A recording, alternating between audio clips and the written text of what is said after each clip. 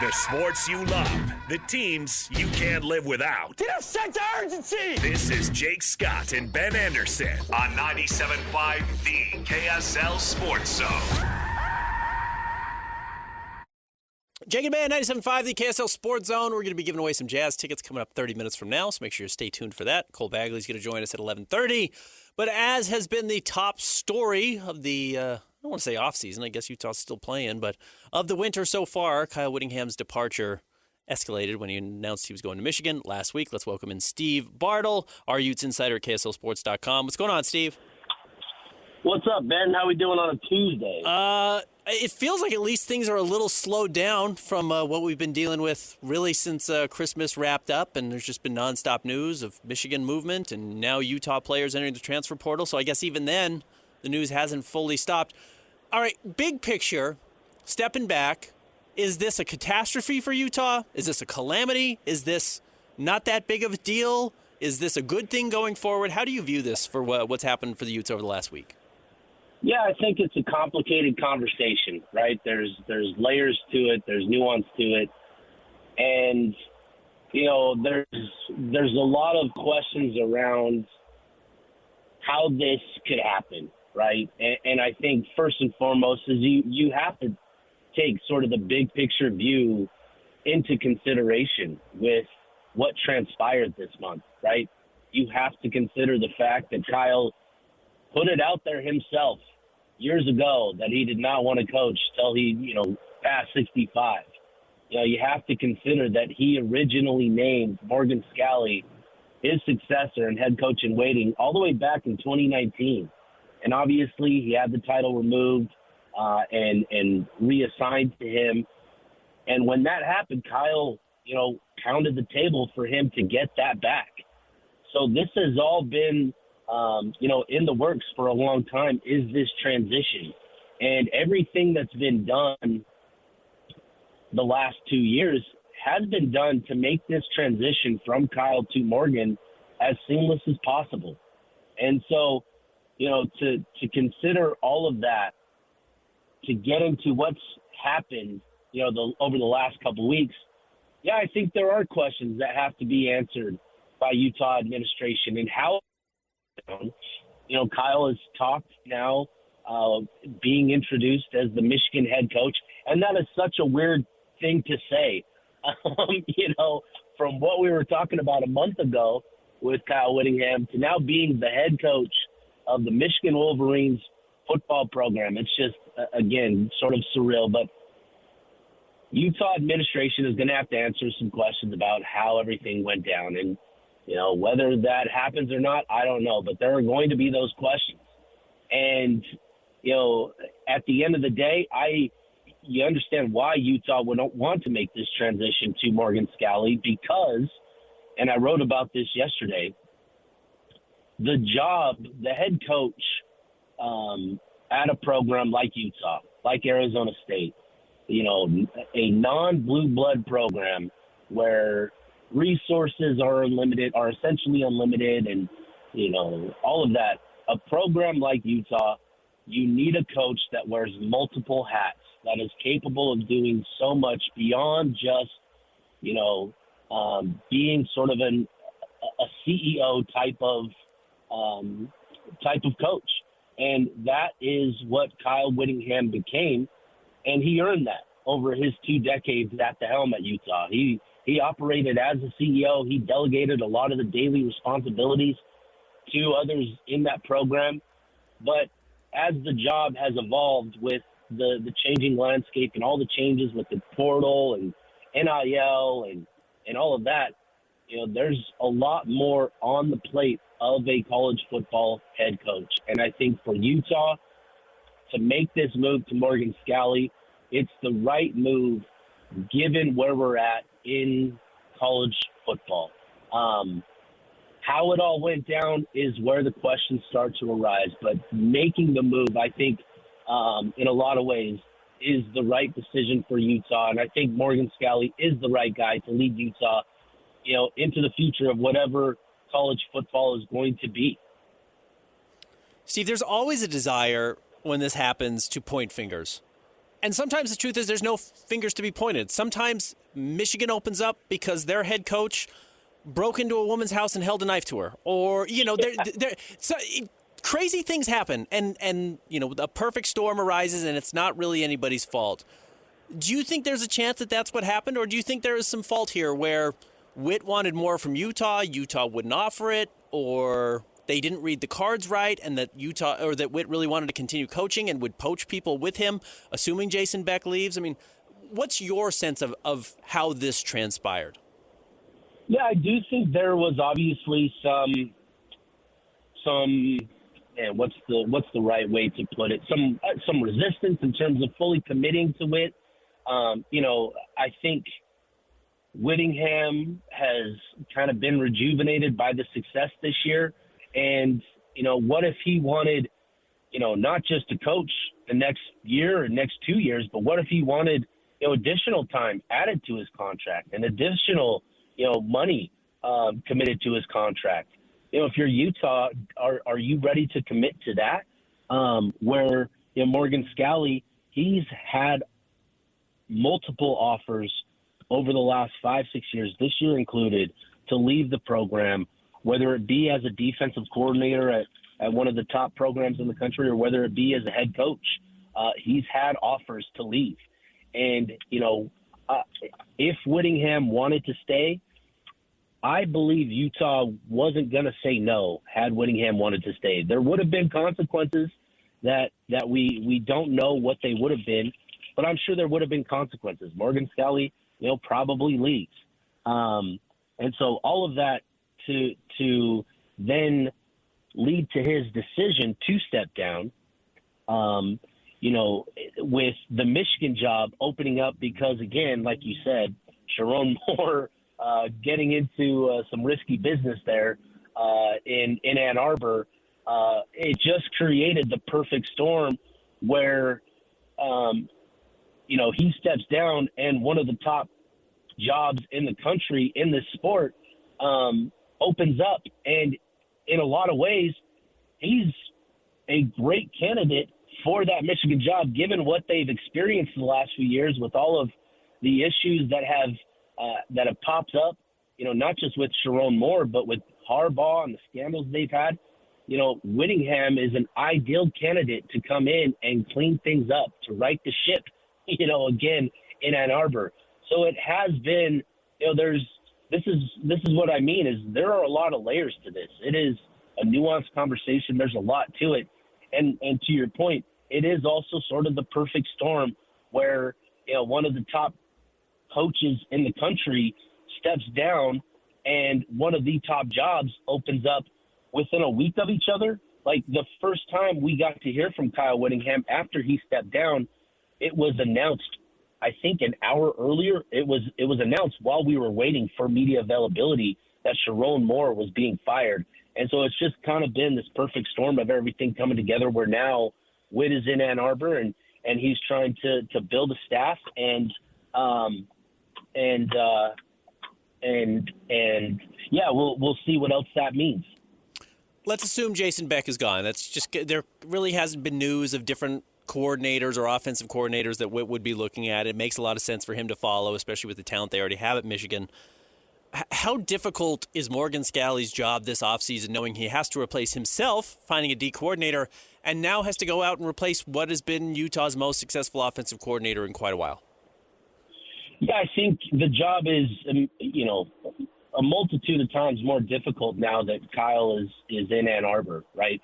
Had this been, had this situation gone down, next month, right? Let's say all of this happens next month with Utah and Whittingham and he steps down and Morgan steps up next.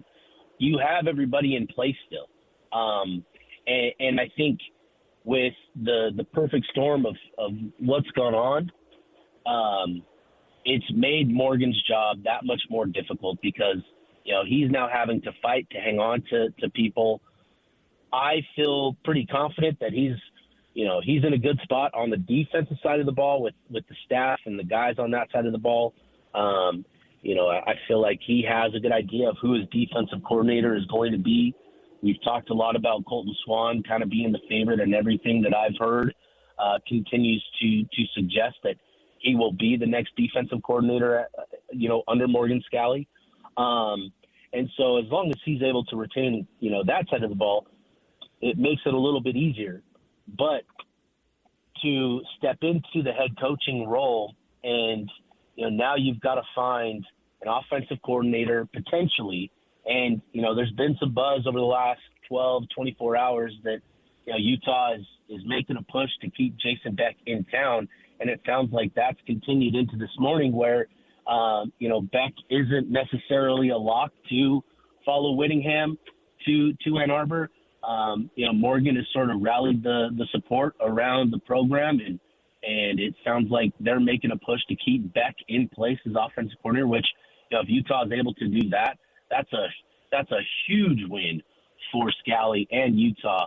But, we don't know exactly. And so, it's made his job that much more difficult. And I apologize, Ben, if I lose, my train of thought. I'm driving around Vegas right now. But, but no, I just think it has made his job that much more difficult. He's got a lot more on his plate where he's now has to find potentially he's got to fight for an offensive coordinator that, led Utah to great success this season. If he follows Whittingham to Ann Arbor, then he's got to, open up a search for a new offensive coordinator that he's comfortable with, that he feels will buy into his program and his vision of what he wants the offense to look like. And then that means he's going to have to find, additional staff on that side of the ball as well. So, it was going to be difficult to step into the role replacing a living legend. And with what's now going on with Michigan, looking to bring in coaches from the Utah staff and BYU staff as well, it just makes it that much more difficult for Morgan, in the first couple weeks of him on the job. You mentioned something as we're talking to Steve Bartle, getting the latest on the University of Utah and their new coaching hire. You mentioned who Morgan Scalley is comfortable with. Do you think that means he has to take somebody within his circle and somebody he's worked with previously, or is at Utah already? Or do you think he might have a better ability than Kyle Whittingham to network, maybe explore a little bit different opportunities and go outside the box, which Whit didn't never do? Sometimes Whit was willing to try things outside of the box. They usually didn't work. I'm looking at Troy Taylor. But do you think Morgan is better equipped to do those types of things? Yeah, I do. I think, Morgan has been really involved in a lot of these, coaching get-togethers, the AFCA, the American Football Coaching Association. He's been heavily involved going out to those and networking. And I've heard a lot of good things about Morgan's, network and the relationships that he has with folks at this level and at the NFL level and high school level. Morgan – he's worked hard to develop good relationships, and being the type of person that he is and the personality that he has, I think he's done a lot to build good relationships. So this will be interesting because I have heard that Morgan's network is a little bit larger than Witt's, but at the same time, it's going to come down to his comfort level with who he brings in. When you're taking over a program, you want guys that believe in you as the head coach and that you also believe in, and that there's a level of trust there, which again could circle back to, Jason Beck, who's been here now a year, and there's obviously a lot of time spent together. That could lead to Aaron Roderick at BYU. The two have a tremendous relationship. Aaron Roderick lives in Sugar House, and the two have remained close friends.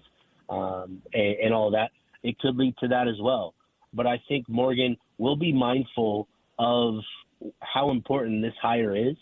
There's been some buzz around Jonathan Smith being a guy, the former Oregon State and Michigan State head coach, as a potential candidate for offensive coordinator. And so those have been sort of the big names so far that have garnered the buzz is Beck, Jonathan Smith and Aaron Roderick. So we'll see. We'll see what happens.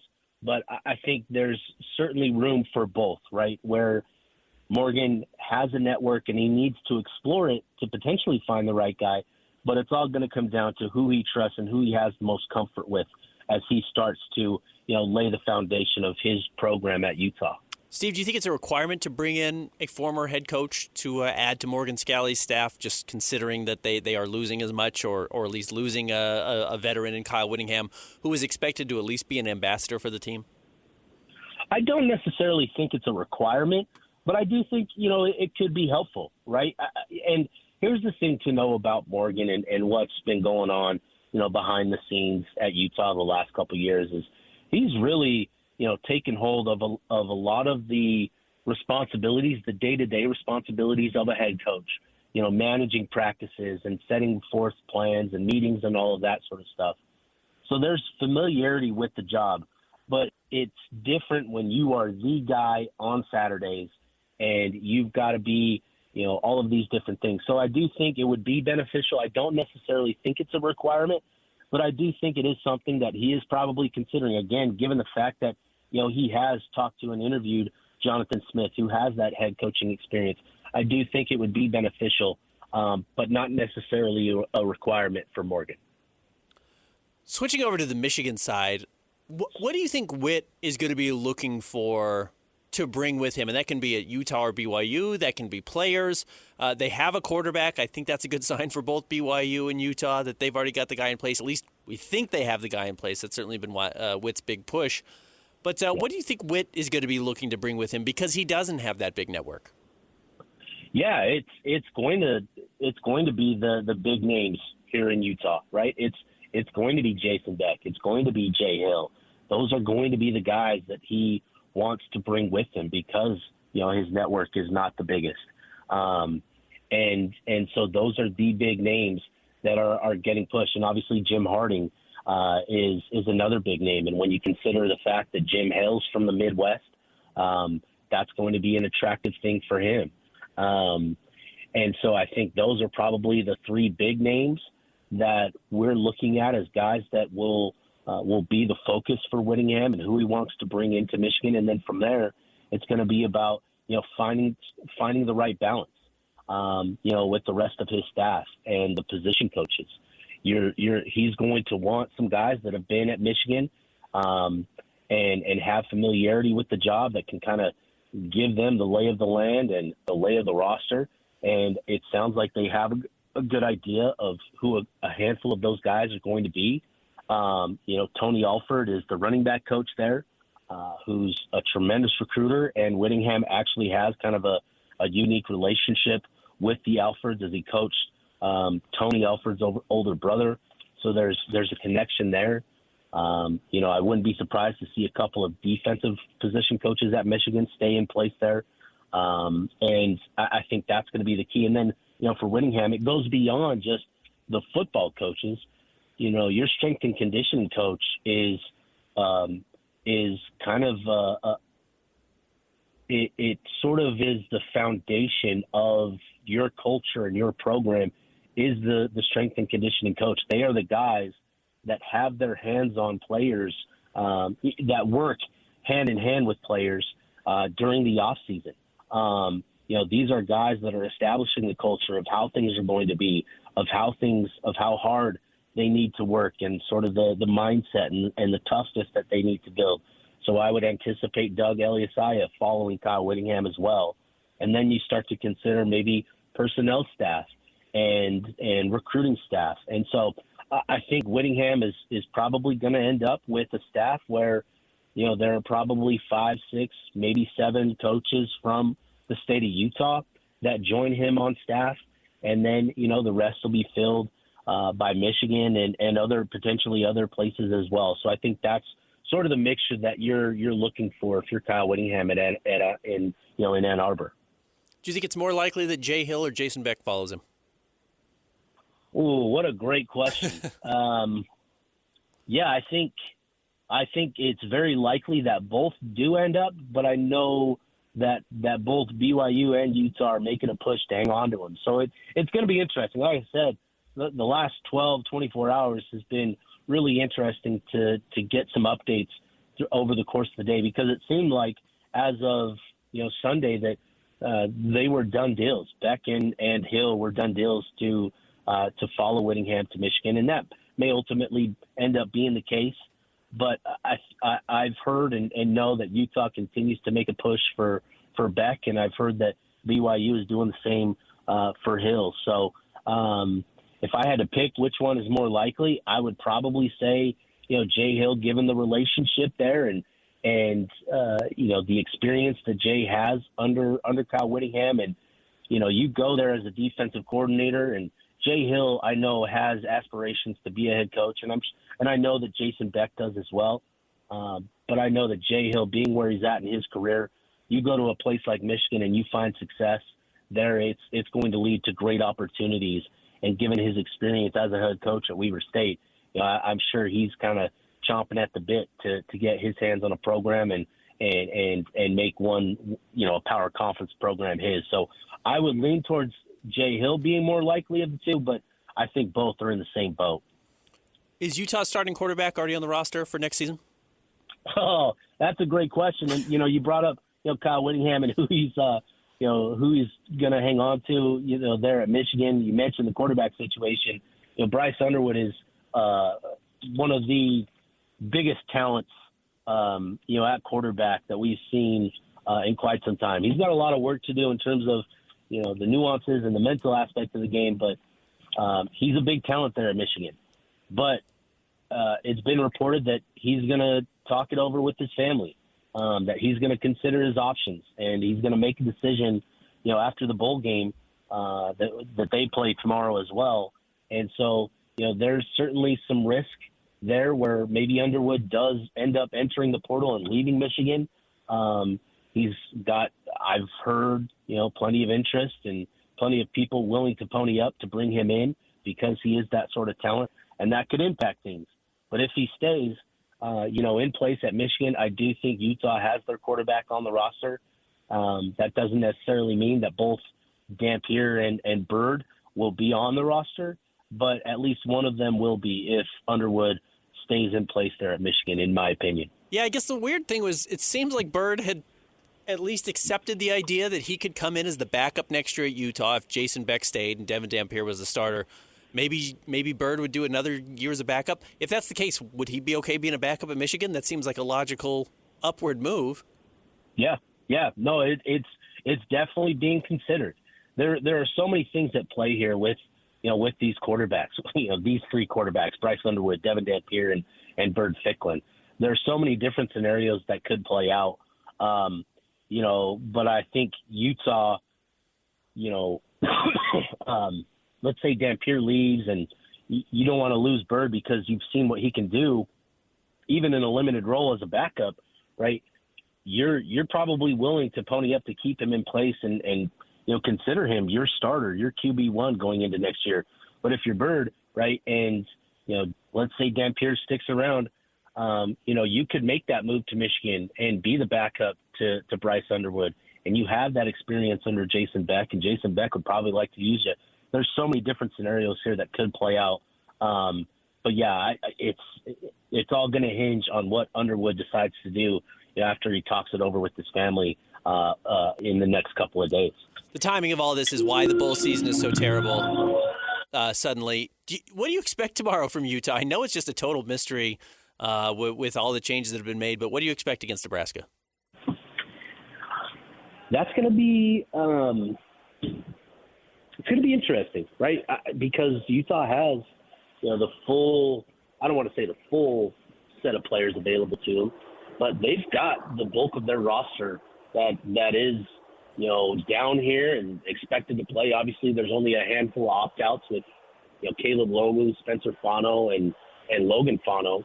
Outside of that, everybody else is down here. The quarterbacks, even Devin Dampier and Bird Ficklin. So I think there's a mindset with this group that they want to finish this season on a high note. They want to get to 11 wins. That's only been done a handful of times that Utah is getting to 11 wins. And so, there is motivation. How, what does it look like? What does the demeanor look like? I don't know. Like, that's kind of the interesting dynamic with these bowl games now, is you never really know what you're going to get. There isn't the same sort of, motivation to come out and all that. These bowl games just don't have the same value and meaning like they used to. But I do think there is that sense, that feeling from this group that they want to finish this season on a high note, and whatever ends up happening after that, like, they'll live with it, but they want to finish the season, with the right type of punctuation on it. Well, Steve, I'm sorry you didn't get to enjoy any of your holiday break. You've been busy, and it seems like it's going to stay busy with the portal opening up on Friday. So I wish you the best. I hope you find a time to get a nap and enjoy Las Vegas. Appreciate it, Ben, man. Have a good one. And, it's going to be interesting tomorrow. Should be a lot of fun. And getting into next month, the fun is going to continue. So appreciate you, Ben. Happy New Year, Steve. There he is, Steve Bartle, our University of Utah insider with some great insight. And, I really hadn't thought about the idea of, it'd be great if you're Devin Dampier and you want to enter the transfer portal, you could certainly go and look at schools that are going to have openings. A lot of teams are going to have quarterback openings. Arizona State's been mentioned. Who knows? Texas Tech could open up. We will see what that looks like. We'll see where Devin Dampier were to end up. But if Bird was happy being a backup at Utah, maybe he's happy being a backup at Michigan and making more money and then being the next in line to take that job. Maybe neither of these guys is back for Utah next year, and that's certainly a possibility if you bring in a new offensive coordinator.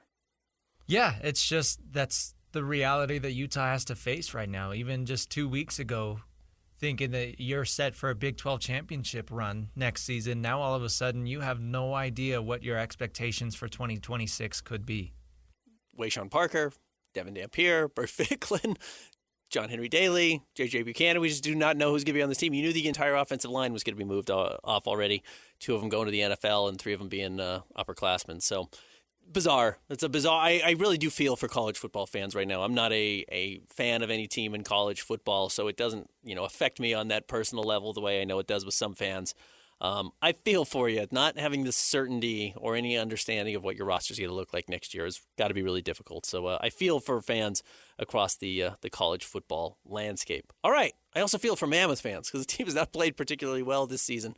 We'll talk to Cole Bagley coming up next. How do you break out of this? What's it got to look like?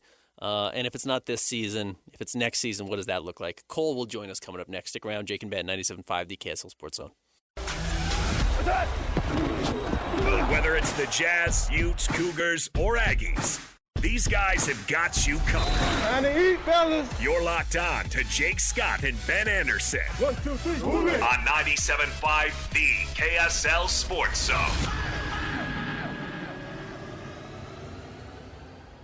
Jake and Ben, 97.5, the KSL Sports Zone. Let's welcome in our Utah Mammoth insider, Cole Bagley. It's all brought to you by Utah First Federal Credit Union, growing stronger together. What's going on, Cole? How are you, Ben? I've got a question for you. Is it legal to shoot the puck on the power play, or are you just supposed to pass the puck around for 2 minutes? Because that's what I saw a lot of last night.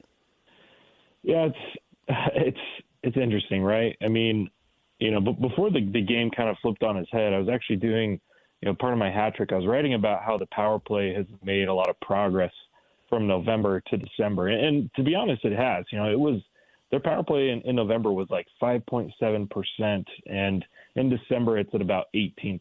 So month over month, like up 13%, that's a pretty big jump. But then, things kind of went south. They had several more power plays, and while it looked really pretty in terms of moving the puck, if you can't get it across the goal line, then it's all for nothing, like you said. So, yeah, it was an interesting one last night. It's probably the best the power play has looked without scoring. Which is definitely frustrating for a lot of Mammoth fans. Early in the season, I found myself yelling at the television a lot because it seems like Nick Schmaltz would be, especially in the power play, wide open in front of the net and would look to pass. I mean, wouldn't even look at the net. It's just like shoot the puck. And I think we saw that again last night. Now, as I was doing that early in the year, Nick Schmaltz then broke out and had that incredible run, and I thought that really kind of spurned their or spurred their 7-game winning streak that they had early in the season. My question is, does it still feel like they're close? Does it feel like a breakthrough is possible for this team, or are you getting to the point where you think it's just not going to happen this year? I think a breakthrough is possible. I'm just not entirely sure what it's going to take. When I was looking at the game last night, and then I looked at their record over the course of the season, in games this year that have been decided by a single goal, that means I'm not counting games that have included 2-goal losses, empty netters. So just games simply decided by 1 goal, 2-1, 3-2, 4-3. Utah has lost 11 times. Now, 3 of those are in overtime, obviously, but then there's 8 more of their 19 losses in regulation have been by 1 goal. So they're so close. And that, again, that's not even counting games that, added an empty netter. So there's probably another 7 or 8 games that have been decided that way. So they're losing so many 1-goal games. And you kind of have to ask yourself the question of, what is the difference? Why are they being exploited 9 out of 10 times by making one simple mistake in a third period or whenever it happens, as opposed to being the ones, doing the exploiting, right? Making sure that, they're playing sound hockey and not making mistakes that are costing them late in these games, but it just continues to happen. So a breakthrough, I think, is possible. It's just, what is it exactly going to take? I'm not sure, and obviously I don't think the Mammoth have figured that one out either. Vanacek did not look great, especially in the third period there with the 2 Stamkos goals, but you have mentioned maybe looking to add talent at the goaltender position. Is that enough to give them just a little bit of an edge? Like, how much better do they have to get to reach their goal of making the playoffs this season? That's a really good question. I do think that, potentially looking in the trade market for another goaltender would probably be smart. It's tough with Vanacek because he's only played, I think last night was his 11th game. And for goaltenders, Utah's played they played 40 games, so he's only been given an opportunity in 11 of those, which means, Vamelka's played in the other 29. It's really hard to get into a groove, to settle into your game, to feel confident between the pipes when you've only played in 11 and you've lost 9 of those. So in terms of what they need to do, we've talked about it quite a bit over the last few weeks, is, they need to continue to keep their head above water. They need to make sure they're probably winning 50 or 60% of these games until the Olympic break, because then, if you can get Logan Cooley back, if maybe you can make a few, minor adjustments via the trade market, maybe you can bring in a top 6 type center or a goaltender that can maybe make up those differences. Because like they talked about, they're losing so many games by just 1 goal. It's not like they're getting, blown out. It's not like they're losing by 3 or 4 where you just kind of put your hands up and go, man, this team is terrible. No, they're really good, but they're just not quite good enough to win the tight games to help put themselves in a position to be in a playoff spot. We have seen improved play from Dylan Guenther again. It seems like he is back. He's been very active. What have you seen from him, especially in the absence of Logan Cooley? Yeah, I'd say that, since Logan Cooley went down, Guenther has arguably been the best player on the team and stepped up more than anybody. In the 10 or 11 games since Cooley went down, Gunther's got points in 7 of those. I believe he's got 10 total points. He's got a handful of game winners and OT winners, and that one pass to Keller on the OT winner against Winnipeg. He's just been more assertive. I think he's just played with a little bit more energy, a little bit more urgency. He's scoring in a lot of different ways, whether it's last night where, he's going right at the net and, kind of scoring a greasy goal, or, he's helping his teammates out and set him up like he did, again, last night, a gorgeous pass to Frank Peterka on the back door for an easy tap. And to me, it's just, he's elevated his awareness. He's elevated his urgency, and he's being rewarded with a lot of points right now. The last time it seemed like things were dire, and I don't think they're quite as dire as they were a couple of weeks ago or maybe a month ago for the Mammoth, but they did make some changes to the roster, and they brought up Maverick Lamoureux, and they brought up Daniil Boot, and they sent a couple of players down. How have those young players performed, in your opinion? Do you think they're getting better? Do you think that's been a help? Do you think it's done what they've intended? Yeah, I really like Daniil Boot. Simashev is obviously still in the AHL. Maverick Lamoureux was just on a short stint with the team because they had some defensemen on IR and had some injuries, but, Oli Bonda came back and, Juuso Välimäki came back. And so, Utah had to send Maverick Lamoureux back down. I think he was great. I think he played a lot better. And I think it was like 4 or 5 games that he participated in. What I liked about Mav's game was, a year ago, it felt like he was trying to do too much. It felt like he was really trying to play outside of his game by trying to be more offensive-minded than he really is. And not that Mav can't necessarily be that, but it was almost like he was trying to simply do that, which cost him time and again. He was caught pinching a lot of times. He gave up a lot of odd man rushes. He's sitting in the box, whereas this year he's really stuck to his own identity, which is just being a true defensive defenseman. He's got the size, he's got the reach, he can close down space really well, and that's what he did, during this opportunity with the Mammoth. earlier this month. And then as for Daniil Boot, I really liked what I've seen from him. I think he's potentially ahead of schedule in terms of his development. Coming into this year, I think there was a pretty big belief that, Simashev would be the one coming in and asserting himself and staying with the team, whereas Boot would probably need a little bit more development in the AHL. And obviously things started off, I think, where they thought they would, but then Simashev started to struggle with his game, so they had to send him down. Boot was excelling in the AHL, so they had to bring him up. And, with Boot, he's got incredible size, which I think this team greatly lacks. He's one of the biggest players on the ice every time he's out there. He's been a menace in front of the net. What I want to see him do better, though, is I'd like to see him be able to finish his opportunities. He had two really good opportunities last night. Pass from Michael Carcone right on the back door on a 2-on-1 opportunity, and he couldn't put it away. That's potentially a goal that changes the outcome of the game. So I think for Boot, it's to continue to do those things that he's doing, but to hopefully put more of a finishing touch on those chances. World Juniors are also going on right now, as you have to track a little bit more than just the pro team or the highest level team in the NHL.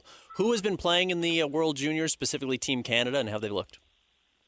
Yeah, the Mammoth have, I think, 7 prospects playing in the World Juniors right now, which is tied for the most in the National Hockey League, alongside, I believe, the Nashville Predators.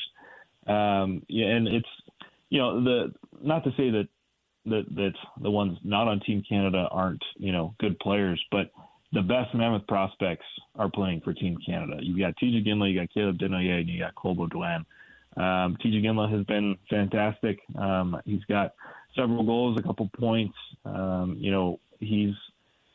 think TJ is having the season that the Mammoth were really hoping and expecting from him following his injury. He had a decent training camp. He didn't prove that he was quite NHL ready. So what has he done? He's gone back to the juniors. He's putting up 2 or 3 points per game, and then he goes into World Juniors for Team Canada, and he's definitely been a standout with his ability to score and to get to the net and to find teammates. As for Caleb Denoyer, I believe he registered a point last night. It was a really nice play where he kind of demonstrated his elite vision and his silky smooth hands to navigate through the offensive zone and put one in the back of the net. Cole Baudouin, he's been good. He's a different player, right? He's kind of a bigger body. He's more of a workhorse. He's going to, battle in the dirty areas. He's going to, try and help win you face-off. So for the most part, I think, Utah's prospects have had a good showing, especially the ones playing for Team Canada. Cole, what's coming up? You've got a 3-game road trip to open the new year, and then back home for some games for the Mammoth. Yeah, so they're doing their New York trip right now, so they're going to go take on the Islanders, the Devils, and the Rangers. Like I said earlier, at this point, Utah, they really need to be at a minimum, I think, winning every other game. You really got to be pulling in points at about 50 to 60% of these games right now to just keep your head above water. And we'll see what happens. They played a lot of road games. I think they've played the first or second most road games in the National Hockey League to this point in the year. And now, that home schedule is kind of going to soften up for them. I think they're home for 7 straight here in January. There's a lot of winnable games. You're playing teams like Ottawa and St. Louis and Columbus and Seattle. Toronto's had some struggles. They do have to play Dallas and Philadelphia, who are, Dallas is one of the better teams in the NHL, and Philly's had a really good year in the Eastern Conference. But this is, Utah has talked about for a lot of the season is getting to this point in the schedule, right? Like, the first half of this season was very heavy in terms of, games on the road. It was very challenging, especially with the condensed schedule in terms of, playing almost every other night, especially in December and late November. They played so many games. And so this is where it softens up a bit. This is an opportunity to keep their heads above water, to win some games at home and to keep fighting. And I think that's really what they're trying to do right now is to just stay alive. And so if they can do that, they can get to the Olympic break, still in the race, and then hopefully get some reinforcements. This team is going to have a chance to make a push. Our conversation with Cole is brought to you by Hercules First Federal Credit Union, growing stronger together. Cole, great stuff. Look for your coverage coming up in the new year. All right. Thank you, Ben. There he is, Cole Bagley. A very happy new year to Cole and his coverage of the Utah Mammoth. Read it at KSLSports.com. It is time to give away some Utah Jazz tickets. It is a Win Ticket Tuesday or a Jazz Ticket Tuesday. Be the 12th caller through right now, 801-575-ZONE, 801-575-ZONE. Win a pair of tickets to see the Jazz take on the Dallas Mavericks coming up Thursday, January 8th at the Delta Center at 7 p.m. 801-575-ZONE. Be the 12th caller through right now. We'll wrap up the show coming up next. Jake and Ben, 97.5, the KSL Sports Zone. You're listening to Jake Scott and Ben Anderson on 97.5, the KSL Sports Zone. Two amigos on the airwaves, talking sports. They got it made, Jake's and also loves his tie-dye. Ben's got style with his scarf. Oh my.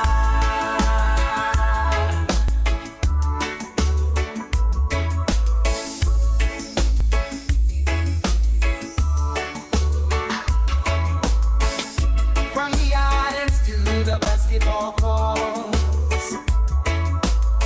Jake and Ben, 97.5, the KSL Sports Zone. Thanks to everybody who's tuned in today.